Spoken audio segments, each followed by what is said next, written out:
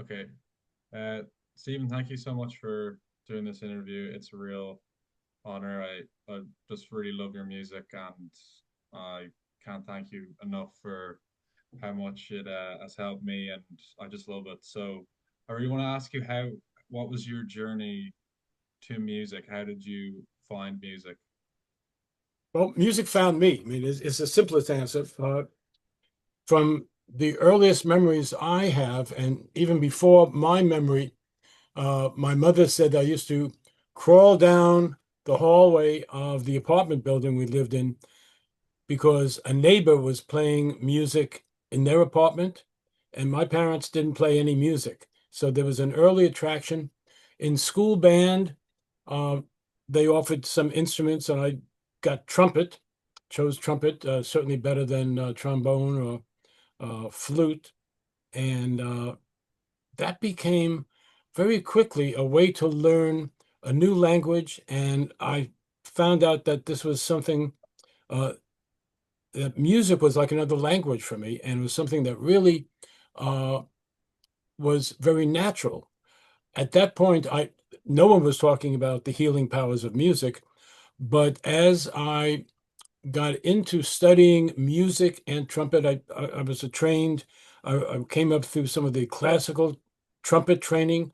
Got very bored with that. Got very bored reading little black dots on white paper written by dead white musicians. And when I entered junior high school, I first ran into two guys who were improvising music without reading notes. And I remember going up to them and said, "How do you know what to play?" And said, "Well, play what you feel." And I said, "I don't feel anything. What do you mean?" "Well, you got to learn the scales. You got to learn the chords. You got to learn this." And that was my introduction to improvisation. Fairly shortly after that, I found out that I had a knack. I was very good at improvising. Music would flow into my head and I could play it. And I had the chops because I had the technique already. And because that was in the jazz or jazz rock era when that came in the late 60s, that was my natural comfort zone. We were told, of the traditional starving artist aspect, meaning that music is a good way of life, but it's not a good way to make a living. So I assumed I'd be teaching in a college somewhere like my teachers did when I did get to college, uh, and did teach a couple music classes in a couple of different colleges, and was not hired because they had a quota for getting a black PhD instructor, and I was neither. So that was that. But I was also starting to in 19 the biggest change happened in almost on this date in 1969, when after reading about the ancient uses of music and healing and some of the things that went on in the ancient temples in Egypt, in Greece, etc., I had a very strong desire to tune in to what the Greeks called to tune into their muse, and was praying for that for years and didn't know what that would feel like. But I had a couple of experiences where instead of just thinking about the notes to play to impress people, which is what you do in improvisation up to a certain point, the music took over and the music played itself. And that was fantastic. In other words, I got out of the way and the music just played through. That was how my teachers explained it to me, but it was always in a high rhythmic context, jazz rock. Uh, the early days of that were people like Chicago, Blood, Sweat, and Tears. Uh, it was a movement that was happening for a while because it was more contemporary than regular jazz, but not so popular now, shall we say. But it opened me up in a context, and I had a band in Buffalo that had a contract. We almost got famous, and then things happened, fell apart. Came out to California and wound up having a meditation experience in a forest setting in a redwood grove, in which I heard music in my head. But not only did I hear it, I heard a voice saying, "This is the music that you've been praying to hear." Whoa. Your job is to bring it out into the world. And what it sounded like the music that I recorded on Chakra Okay. Suite Yeah. and the original part of Spectrum Suite and my first album. And I'm a trumpet player. I don't even own a keyboard at this point. Uh, what am I supposed to do with this mission statement?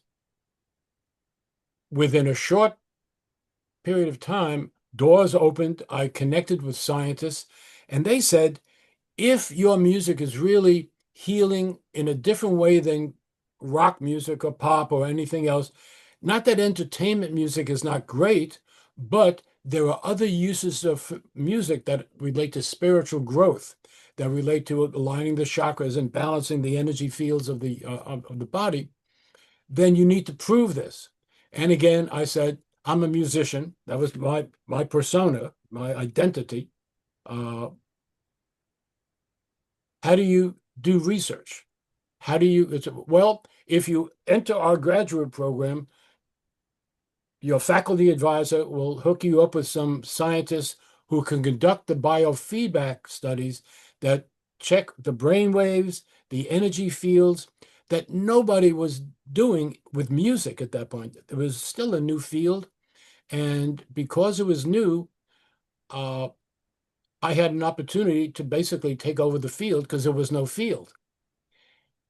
It turns out, even though I objected to being forced to do research, I said, well, just look, people are saying the music is the most relaxing music they ever heard.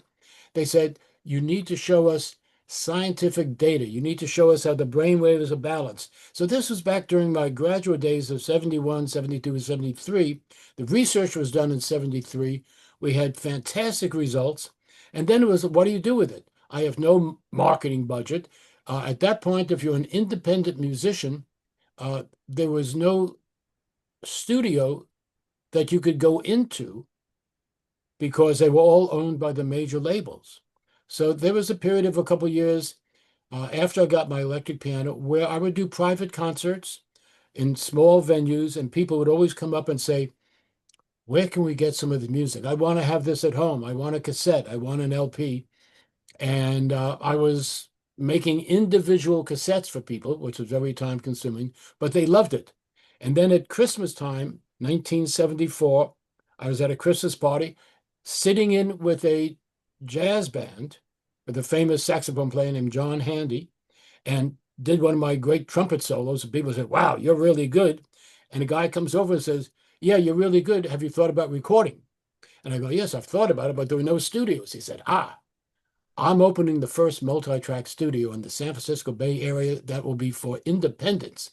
And I said, I will be your first client. And 5 days later, I was in his studio with no other preparation and recorded my first album. Wow. And then 1,000 albums when I, figured out how to get a cover, to find an artist because there weren't people who did art for record covers unless you're at a major label. Uh, Finally got the the LPs pressed. They showed up at my house, and 1,000 of them are sitting in my living room and going, and they're not moving. I gave out to my friends, and took some to the health food store and the metaphysical bookstores, and realized that I have to learn about business. Otherwise, these albums are going to sit in my living room. And that was the other biggest change that I went from being an artist. And don't talk to me about research. Don't talk to me about statistics. Don't talk to me about marketing. And when people say, well, tell us about the music, there was no one else that could tell about the music other than me. So I started learning how to speak about the music and how it would affect people, and that you could feel your breathing slow down. You could feel your energy balancing. And when we did the biofeedback research, we could see that it would balance the two hemispheres of the brain.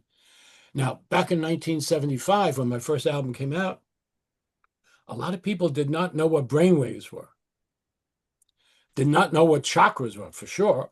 So here I am in my first album saying this music balances the chakras, and the radio or TV interviews or the print interviews would say, you mean chocolate? What flavor? It was like uh, that was before yoga went mainstream. In your generation, people know what chakras are. You can find books, at the checkout counter at Safeway or something. But back then, it was all new. So I had to become a teacher in a sense to educate the public about energy fields, chakras, spiritual realities related to music, and the fact that music has at least a 5,000-year history of being used for healing and meditation and spiritual growth, which was what I was learning about before the music started manifesting through me. And it was clear that this is the path that I'm supposed to be pursuing. And if that was the case, then I needed to get better at it. So I would also take classes on marketing, writing sales letters. I mean, things that a year in advance, before that, if you had told me that not only would I have to learn about that, but I would get good at it, and that I would actually enjoy writing, advertising, and trying to say in words what people could, how they could benefit from the music, I would have said, "What are you smoking?" No way. I'm the furthest away from that guy. In the same way that statistics and that aspect of science was not the way my brain was encoded, but I learned to meet or I was brought together with people. And that was one of the other things. There was so much synchronicity that would happen in my life that I'd be saying, I really need to meet somebody to help me do this. And somebody would just be walking around a corner. And in one case, I actually bumped into them and we said, well, what do you do? What do you do? Well, I'm a musician on this, and I'm looking for somebody to do graphic design on my albums. I said, well, that's what I do. I mean, the chances of that happening like that, astronomical. But that was part of my uh, origins, where doors would open, but it also meant a lot of work for me because the other part of that was I had no budget. Some of my friends who are musicians were able to get a patron who would donate a lot of money to them to get their business started. I had to do most of that by myself. But also what was happening at that point was uh, conferences was starting to happen, spiritual conferences talking about holistic health and stress management, spiritual growth. And I'll tell you what I did.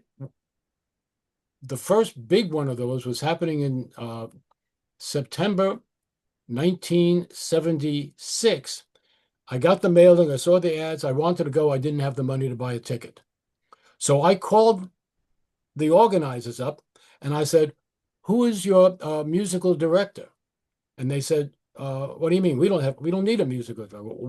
What's a musical director? Well, you have all these people speaking all day on Saturday and all day on Sunday. A musical director would play music to set the stage for the next speaker, to play during the breaks. And they said, well, do you know anybody who does that? And I said, yeah, me. And they said, well, come on down, meet us in person. I drove down the next day. And as I walked in, they said, well, now that you got the job, what are you going to do? And that was the beginning. And because I was at that conference, a number of other people, since this was the first, said, we want to hire you for our conference. And it started out, I was just so happy to go there because I had a table in the exhibit area where I could sell my LPs. And I remember I sold $495 worth of LPs. That's when they were like $5.98 a piece. And it was the most money I'd ever seen in one day. And I go, there's a future in this. People want it and they will pay for it. Very reasonable. But that was the beginning. Then the other people say, we'd like you to fly to Detroit or Chicago. And then I said, well, I don't have the money to do that. Buy me a plane ticket and I'll work for free. And then very quickly, I found out that what professionals do is they say, yes, send me a ticket and here's my fee structure. You need to send half in advance because I also learned, when they say, we'll give you a check when you come off stage, sometimes they'd run away and there was no check when I came off stage. So I had a ticket to go home, but I got no money from the event. And that's how I started. And I was on the road setting up my own events. I get invited by some, and then If I got invited to the Unity Church of Chicago, I would call the bookstores in Chicago and say, "I'd like to do a private workshop for you while I'm in town."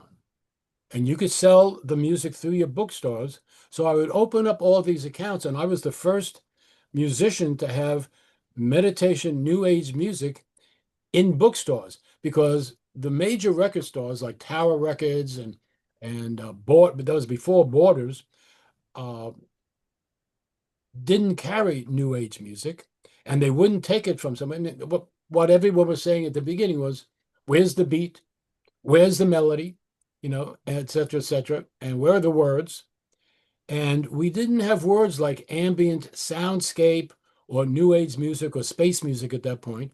But my first album actually used the words that describing there's no regular rhythm, there's no regular harmonic structure. You can't predict where the music is going. You have to be, and it forces your brain to shift into a mindful state of being totally present in the moment. That's how I have to be when I am uh, recording, but it's also what happens for the listener very quickly, and it happens automatically. Let me give you an example, and the audience an example. If I sing this phrase, watch what happens in your chest and in your brain. So if I sing do, re, mi, fa, sol, la, ti, and I don't finish, how many of you are holding your breath right now before the do?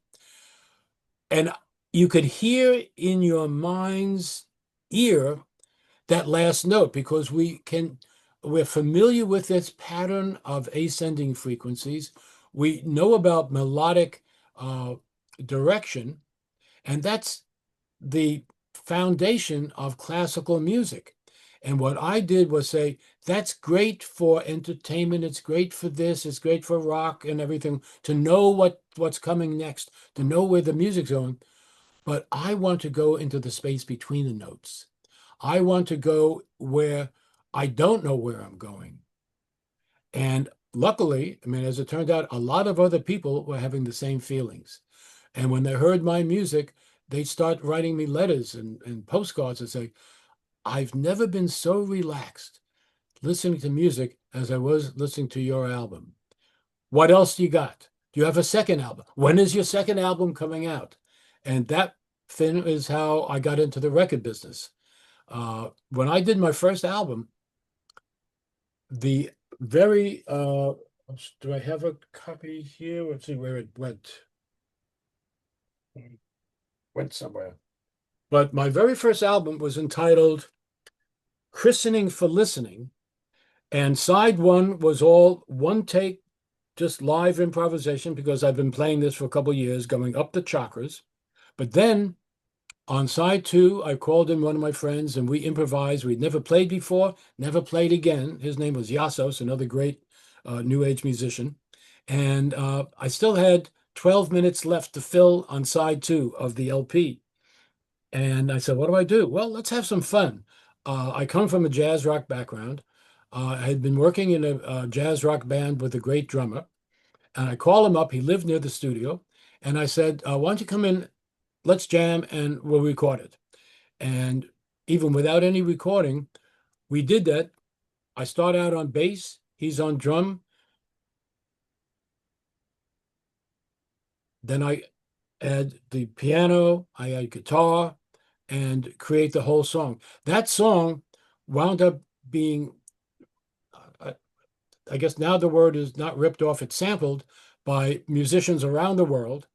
And there's still a website that said, Halpern took the only good song off of his first album, but it was one of the hip hop uh,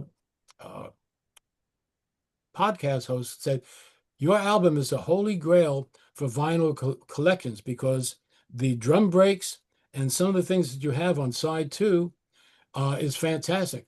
No one ever sent me a royalty check. No musician ever thanked me, but that was it. But what I also got was letters from people who say, we love side A, we love the first half of side B, but get rid of that fast song on side B because if we're doing a massage or we're making love, we don't want to get up and turn, with our greasy massage oil hands to change the album.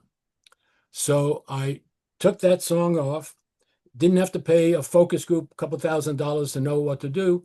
And I quickly made another song for side two. And that was the beginning. It's like the audience told me what they want. We want more music like that. And over the years, I've done some different kinds of music, but because there was no place to sell it before the internet came around, where you could have hundreds of different genres, most stores only had room for 12, at most 24 albums. And they said, since you're number one, we'll give you four. I said, but I have 20 albums. They said, choose them.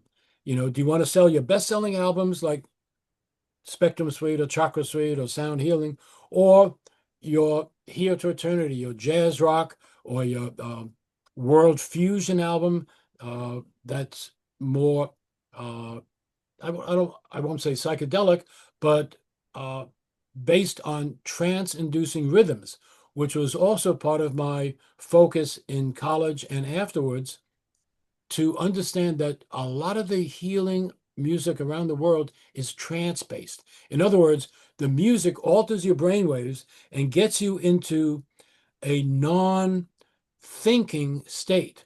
Well, when we're talking right now, we are in what would be called a beta brainwave state. Our brains are pulsating between 13 and 39 cycles per second. When you get slower, and this is one of the keys that I have been teaching ever since I went public, different things happen. So the alpha state, uh, which was the only main one that was known in 1973 by the public, is also called the flow state. We found that there are books where quarterbacks and elite athletes talk about getting into the flow state. And when their brains were measured, they're in the deep alpha state where they go on automatic. And I said, well, that's what we as musicians talk about, going on automatic, where the music just comes through and plays us. And when, back in the day, when some of the quarterbacks were talking about when they get asked, well, how could you see that guy and know where he's going even before he makes his cut on an unplanned play? He said, I just knew it. And maybe they see energy patterns, but most of them couldn't talk about it. Back in the day, O.J. Simpson had experiences where when people are coming from behind them, where they would do something that was totally unexpected, and they don't know how they did it, but they were following the energy. And that's pretty much what I've been doing. And continuing with that over the years, I've been blessed to work with a couple of great engineers. So I'm not a techie guy, but I could tell them what I need to hear. I need more echo. Take some of the low booming EQ off of these notes and add a little more mid range here. I need you to combine some of this with some of that from two different tracks and make a new track. And that's what I've been doing on my own, being my own producer. Because early on they said, well, if you're a musician, you need to hire a producer. And I remember saying, well, okay, if that's what you're supposed to do, and the producer was not hearing the music that I was hearing, so I fired him. And I said, I don't need somebody to tell me the way the music needs to be because I'm already hearing it. My job is to translate what the music is onto tape so that other people could hear it.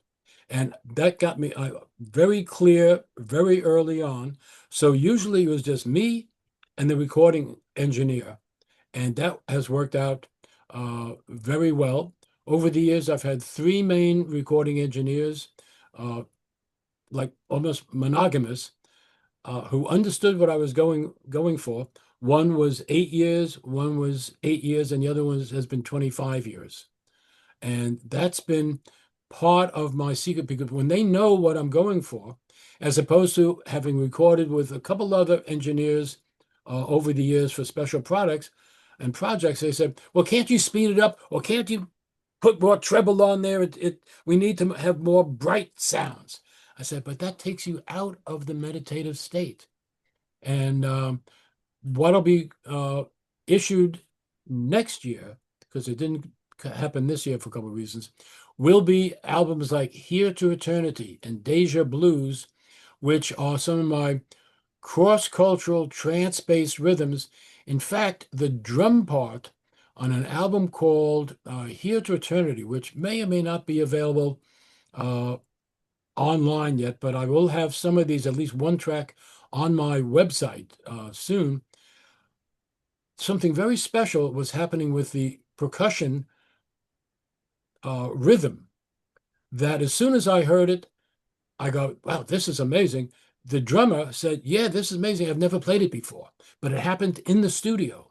And we had met at a conference 2 weeks earlier when I was working with Gene Houston, who's a legendary figure in consciousness and research. Uh, and when I played with that, the music just flowed. I mean, the bass part, the lead part, everything just was like I knew the music. When the album came out 8 months later, it debuted in New York City at one of the big conferences, and a beautiful woman comes by and she starts moving to it and says, "Who gave you permission to use one of our sacred rhythms?" And I said, "What do you mean?" He says, "Well, I am the head mystical belly dance teacher in the New York area. And who gave you permission to use one of our special rhythms?" And I said, "Well, nobody gave me permission, but let me tell you how it manifested in the studio." And at that point, one of these great moments, he said, "Well, in that case, why don't you come back with me? And I have some other things I want to show you." So that was one of the ways that what happened to me or through me got third party validation, that it wasn't just us having a good time, but it was tapping into something. It's like you're a radio station or a TV station and you're changing the tune-up, and this music is already being played out in the cosmos. It's different than what is called the music of the spheres, but it relates on some level that maybe this music has been played, that this rhythm, obviously that group was playing that rhythm. But I had never met anybody from the group. The drummer had never heard it. He was a trained percussionist, but it was a magical moment. So those kind of things would inspire me and to keep me pursuing what else is going on. It's a long answer, but that kind of ties in a whole lot of what is behind that answer. A lot of it, as I'm saying, is just I was led to things. I followed my intuition, and then had some great help from other some other musicians who I studied with, and then some marketing people that I studied with and trained with. And then just, as I say, some of the magic of synchronicity. Some of this will be delineated in my memoir, which I had hoped to come out this year. On my 50th anniversary, it'll come out next year because it's not quite finished. But one of the problems has always been that there wasn't a genre name for this kind of music. So people, in the early days, they said, "What do you call this music?" And we said, "Well, we call it beautiful music, meditation music." Well, okay. How about another name? And because a lot of us musicians met each other in 1975 at the Comet Kohoutek Festival, I believe it was 75, uh, it was a New Age conference. So we called it, I said, "Well, let's call it New Age music." And then that kind of got picked up. Uh, Other people were calling it contemporary instrumental. The record stores said, "Too many words. We can't fit that on a shelf talker. So we need something short like blues or rock or jazz." So that was part of how the genre got labeled. But what that also did is it brought in a lot of cultural backlash. It's not so much now, but back in those days, it was Jerry Falwell and the Born Against. I mean, they're still out there. And I was singled out amongst, many other New Age artists, and Shirley MacLaine as a famous actress who was also teaching about chakras and using my music as she's doing that, and saying, "These people are working with the devil." And jazz musician Charles Lloyd would say, "No, I say, meditate and radiate. We know where the music is coming from." But when I read uh, one of those books by the fundamentalist preacher, it was like, if you don't give all credit to Jesus Christ, you're working with the devil. And I go, well, that's not my spiritual path. I know who I'm working with, and that's not the case. What's starting to happen now, and just yesterday, I got an email from someone who references me in a chapter in her book on inspiration and the secret forces guiding human destiny and music, which is going to, deal with channeling, it's going to deal with UFOs, it's dealing with a whole lot of things, which I and when we talk about inspiration, early on we were talking about tuning into your muse. Well, that's an old word. A lot of people don't know what a muse is. The muse of art and science and poetry and art and sculpture. These were the ancient Greek muses that were famous. Well, uh, starting in the 70s, more people started going public that they were channeling, or music or information would come through to them. And some of the famous people like Edgar Cayce or James Van Praagh would actually hear voices, or the people who had passed over who were dead would speak to them, and they would say, if they were in a room, I'm being drawn to that person. Do you recognize the name Fred? And the person would say yes, and they say, well, Fred has a message for you.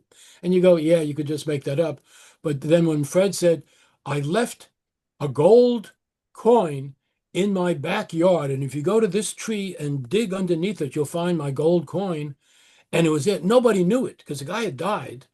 And people in the audience said, I'm starting to believe that somehow people are able to communicate after they have died a physical death on Earth. Well, uh, in my situation, it's not, I don't hear voices, but I get guidance. Or when I listen to music, when I'm editing, I will get musical ideas. I listen in meditation, I listen as I'm falling asleep, and I will get some ideas, which, because I have kind of a photographic memory, when I go into the studio, I could play that. So it's an entirely self-contained system. And when I've had other people say, well, you have these guides, because according to a lot of the metaphysical literature, everybody has spiritual guides. Some people get to know their name, other people don't. I've asked, well, what are their names? They said, we don't want to get you interested in names because you'll get hung up on the names. And I understood that. So I said, okay, you know, mostly I'm interested in the results. And the same thing with the music. Does the music work? And I was, one of the other things that I left out early on is that when I started doing this music, I had a medical test and I came back in a very high stressed state, according to their measurements. And the doctor said, according to this, there's no way you should be walking around. I said, what do you mean? This is my normal state. He says, well, if you don't do something to decrease your normal stress state, you're not going to live to be old enough, and it's going to be very expensive to deal with the medical effects of having too much stress in your life. So just as the New Age field started getting me kicked off of certain radio and TV stations, the health and holistic health and medicine field came in, and that became a main focus of my work. And now there's still a backlash, the cultural backlash against New Age and what's happening, in government and this and that.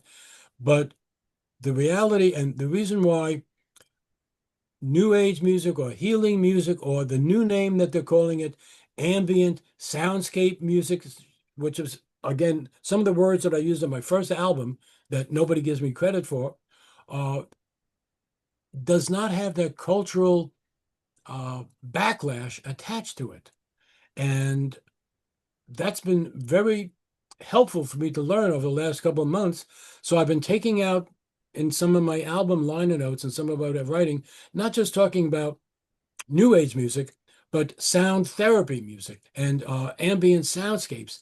And my most recent album, which is called Music for Microdosing, and the one before that was, see, a little glary over there. uh,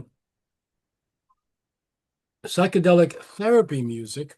And you could find these on my website. You could find them streaming because obviously there's a lot of people that are, doing experiments with microdosing or, major trips with psilocybin. When I've had the opportunity, the kind of music that they're listening to, for me, doesn't work. I said, I need something that's relaxing, that's meditative, that's going to get me deeper and work with the plant medicine. And I don't see anything out there. So I put together a couple of albums for the big multidisciplinary psychedelic conference that was held a couple of years in a row in Denver.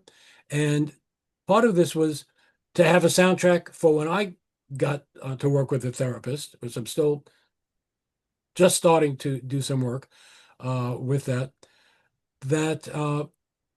the music would keep you in the state because it already balances your brainwaves, gets you into a meta state on its own, as opposed to fighting with a big beat or blah, blah, blah, blah, blah, blah, blah, blah, blah, blah, or, the typical rave music, which is great if you're dancing. It's great, for certain things. But if you're looking at the therapeutic aspect, since there's so many psychotherapists that are working with entheogens now, that what are they listening to? And what are the people listening to? What will create a more harmonic and harmonious experience that can allow you to tap deeper into your own psyche and bring out and help manifest your innate intelligence? Well, what happens, as I demonstrated earlier, if you have predictable music, or if you have a that kind of arpeggiation, you have to pay attention to that. You can't go and say, I'd like to meditate. I would like to have, an insight right now. Your brain needs to be in the proper frequencies in the deep alpha state and deeper in the deep theta state. So when I started in the studio, we figured out ways to encode the pure frequencies, whether it's 8 cycles per second or 6 cycles per second or 4 cycles per second for the deep theta state.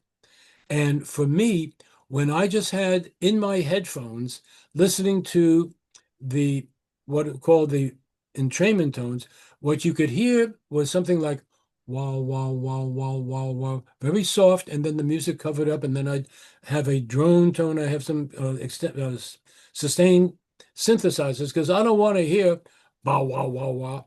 But if it's there, and the beautiful thing about the brain is that it can decode non-obvious background sounds.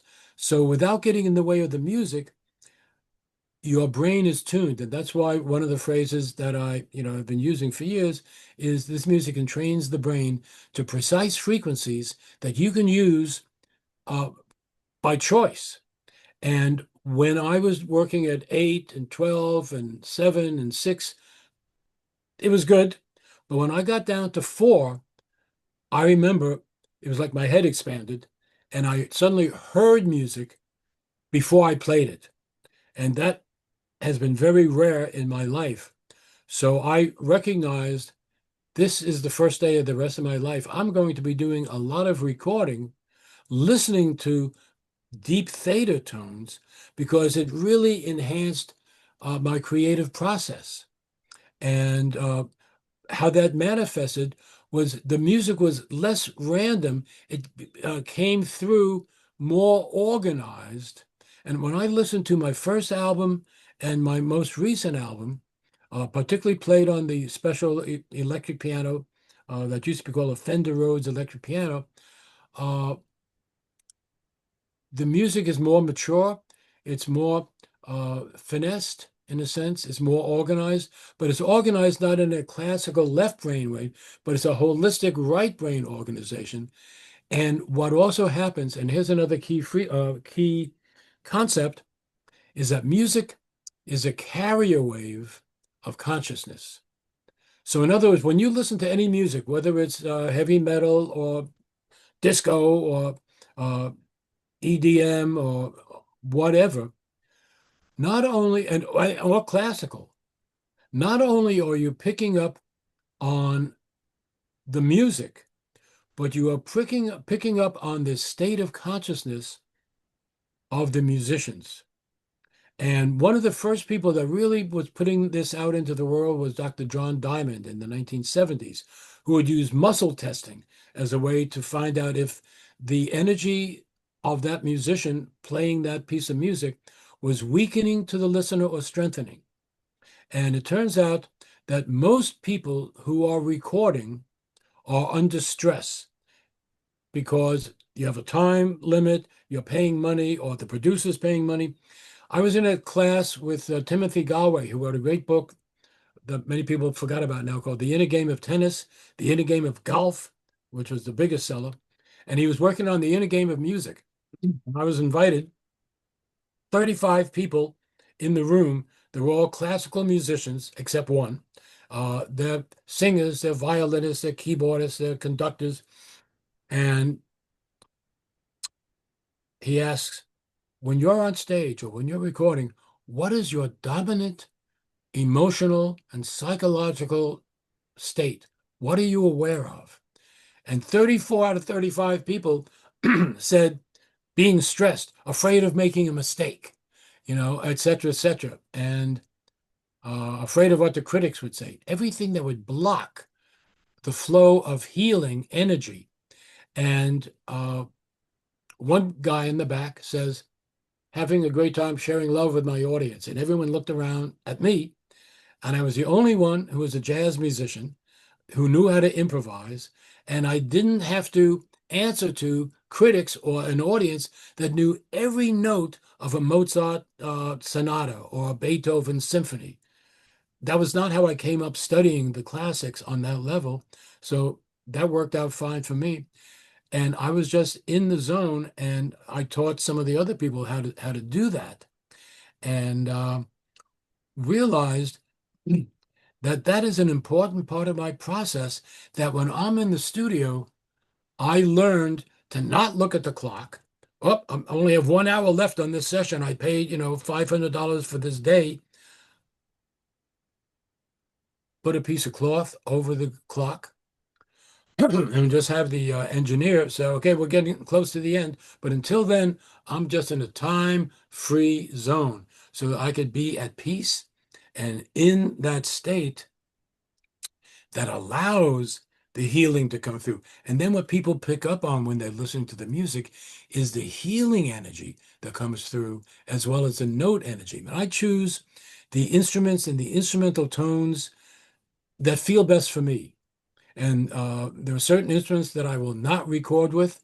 There are certain sounds that I will not use, and there are ones that have always been part of my life since I got the electric piano and some of the synthesizers that I have. And that's what I work with. And that's another part of the answer. But those are really important aspects. And since I'm on the roll, one other thing that I learned from my early science mentors and during the research, that the Earth itself essentially has a brainwave. The Earth itself pulsates, just like our brain, at a certain frequency. And guess what frequency the electromagnetic energy field of the Earth pulsates at? 8 cycles per second, deep alpha brainwave state. So in other words, our brains are biologically, evolutionarily tuned in and entrained to the frequency of the Earth, which is a function of the magnetic fields of the atmosphere between the ionosphere and the crust of the Earth, which is being stimulated by lightning and thunder. All these create vibrations, and the whole sum is about 8 cycles per second, 7.8 to 83 cycles per second. It's called the Schumann resonance, discovered in 1957-58 by scientists. Dr. Schumann got his name on it. And that has become a key factor. Does the music get you in tune with the Earth, or have you fighting the vibration of the Earth? Because if you fight with the Earth, you're not going to win. It's a much larger power source. And knowing that, I would always bring that in concerts. A lot of times I'd start off with a recording of the ocean. So people would immediately be in, because if you're by the ocean, most people know when they're out in nature how good they feel. It feels, whether it's not a blustery day at the ocean, but a calm day or by a lake or by a, gently flowing river, you feel at home. You feel natural. You feel a natural high. And that natural high, I would suggest, is a function of the way your brain shifts into a neutral state, entrains to the dominant frequency of the planet. And that's why you feel so good, because you're tapping into a much larger power source. That's incredible. I know, Stephen, you have to go. You have a limited time, but I it's fascinating. I could listen to you all day speak about that. Just one last question that I have for you, just before we Okay, finish. When you were starting to make the type of music that you make, were you already on a spiritual path, or did the things great kind of question. like together? Oh, absolutely. Absolutely. Uh, I started tuning into spirituality even as a teenager. And when I got to the University of Buffalo, there were some great teachers up there who really helped open me up to that world. And I wanted to read major books of all the world religions, and there wasn't a class on that. So I petitioned the administration to be allowed to take some of my own independent study classes where I would choose with my faculty advisors the books. So I read the spiritual books of many, many different traditions. And in some of them, like yoga and Zen, would learn that music was a big part of what they did. In Zen Buddhism, if you particularly the shakuhachi for aspect, one note can bring enlightenment. And I said, if that's the case, I want to find that one note. So part of my life has been a search for that. And what I mentioned earlier on in 1969, as I say, almost about this date, I had just gotten off a plane a week earlier, was supposed to go back to graduate school in Buffalo, studying trance music and healing around the world, had some magical situations happen where not only did I have the experience of hearing the music, but was offered a job where I would meet the leading scientists and uh, individuals in the human potential movement. I mean, the odds of that happening were phenomenal, but it happened, and that was life-changing. I called my friends back in Buffalo that night and said, I'm dropping out of grad school, gave up my fellowship that was going to pay for my rent and my books and, and started a whole new life. But it was like trusting spirit and trusting the fact that this is because I would hear people talk about in the ministry, I felt a calling to be a priest. Well, I never felt a calling to be anything until that time. And suddenly it was like, yes, I've been searching for that, but I didn't know that was a calling because I hadn't gotten the answer. I didn't get the phone call that said, here's what you're looking for.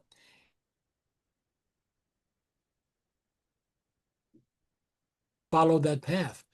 So that was it. And the unfolding over the years, I met so many spiritual teachers that I've worked with that have really been so helpful. I mentioned many of them in my book.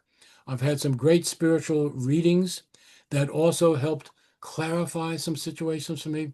So, yes, the spirituality came first, and then the recognition, and then uh, getting it to share the spirituality with others. When I was a jazz rock trumpet and guitar player, I was getting, a lot of good press. Man, you're really good. That solo was fantastic.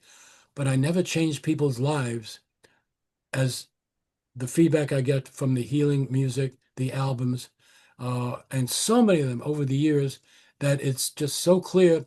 This is why I, came here at this time, and this is my mission, and this is what I've been doing. And now it involves uh, speaking with you and your audience and recommending that to hear more of any of my music, go to my website, stephenhalpernmusic.com, but I'm on Spotify and Pandora and uh, Apple Music, find all my CDs and everything else on Amazon. So I've had to work mean, this is not time to go into all the bad music industry stories and the rip-offs and everything else. I've had my share of those too. You don't have to be signed to a manager or a record label to get ripped off by any number of different other people. But through it all, it was like pushing through. This is what I need to do, and trusting in the spiritual mission that this makes sense. This is what I'm here to be doing, and that's what I've been doing. Stephen, that's so really beautiful, and I really appreciate you talking to me. I'm just gonna press stop on the recording.